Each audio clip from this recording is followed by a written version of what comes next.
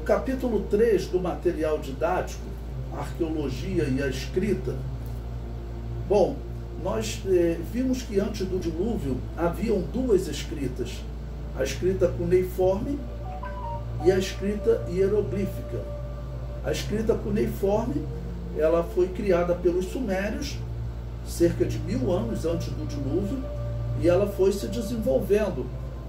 Em alguns livros de arqueologia, eu já comentei com vocês, existe uma confusão sobre a escrita cuneiforme, dizendo que existia uma escrita suméria e outra escrita acadiana. Na verdade, os acadianos, como nós vimos, eram os mesmos sumérios.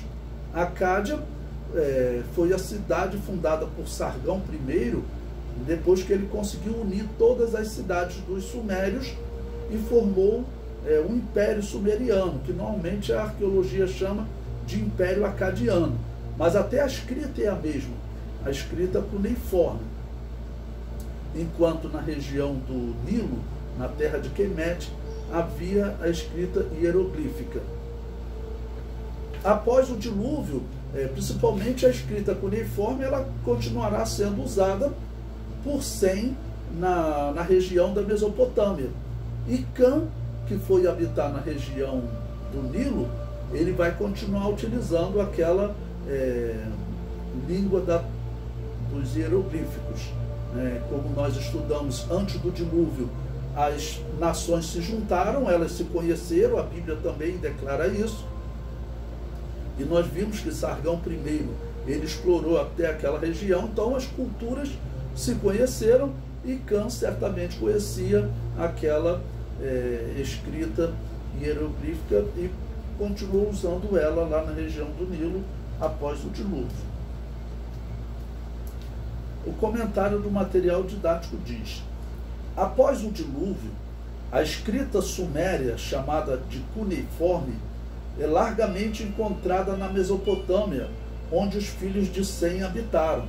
Se você voltar no livro aí, lá onde nós estudamos sobre o rei Gúdia, você vai observar que nas vestes de Gúdia, na estátua feita dele, estão lá as escritas cuneiforme, ok?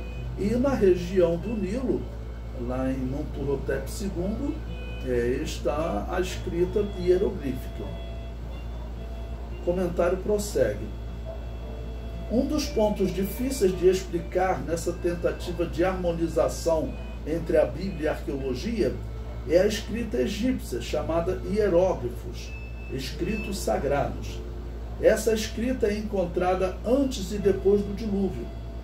Surge a pergunta: se os descendentes de Caim, que teriam construído as pirâmides, foram exterminados no dilúvio, como a sua escrita permaneceu? Sumérios e os habitantes da terra de Quemete, futuro Egito, poderiam fazer comércio, e não é impossível que os filhos de Noé tivessem conhecido essa escrita.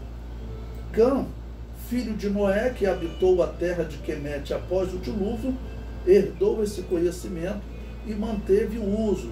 E tudo indica também que ele manteve não só esse conhecimento, né? Ele manteve também a prática religiosa.